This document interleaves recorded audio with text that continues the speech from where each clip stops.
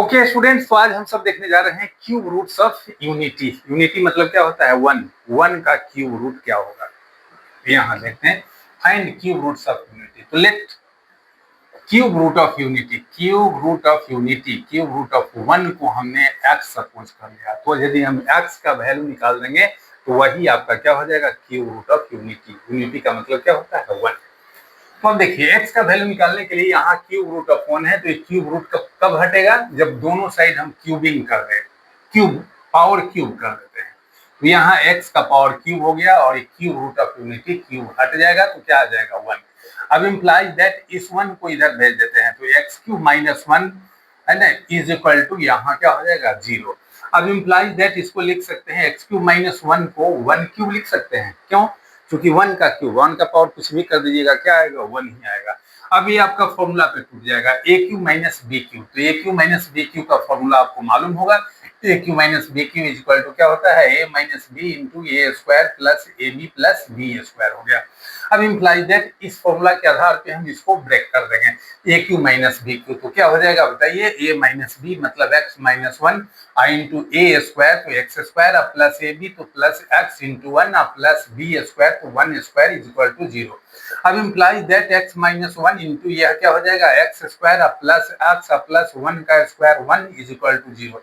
अब देखिए, दो है ना, दो अलजेब्रिक एक्सप्रेशन का प्रोडक्ट जीरो आ गया, तो दोनों अलग अलग जीरो के बराबर हो जाएगा। तो यहाँ पे एक बार क्या हो जाएगा? X minus one is equal to zero और एक बार x square plus one is equal to zero.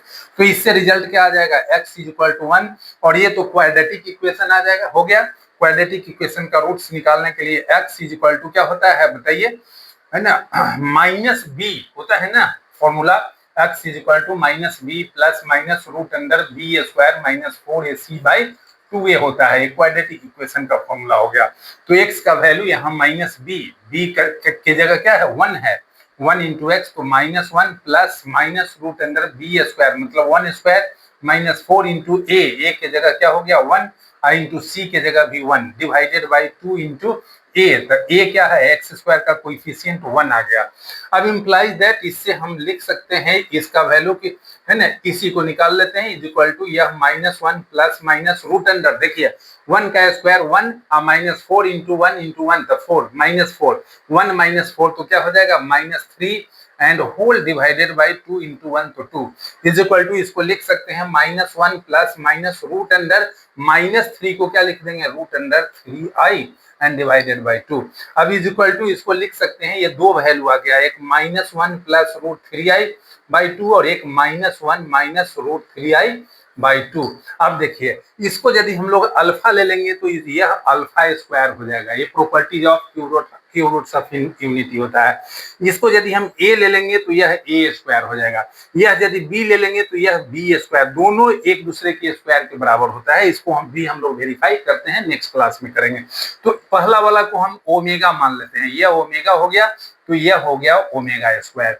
Hence आपका क्यूब रूट्स ऑफ यूनिटी कितना आ गया? तीन आ गया, एक वन, एक ओमेगा और एक ओमेगा स्क्वायर, जहां ओमेगा का वैल्यू यह होगा और ओमेगा का स्क्वायर का वैल्यू यह होगा। देयरफॉर एक्स का वैल्यू क्या आ गया बताइए? एक वन आ गया, एक ओमेगा हो गया और एक ओमेगा स्क्वायर हो गया। यही आपका क्यूब रूट्स ऑफ यूनिटी हो गया। आज इतना ही रहने देते हैं। Okay, thanks.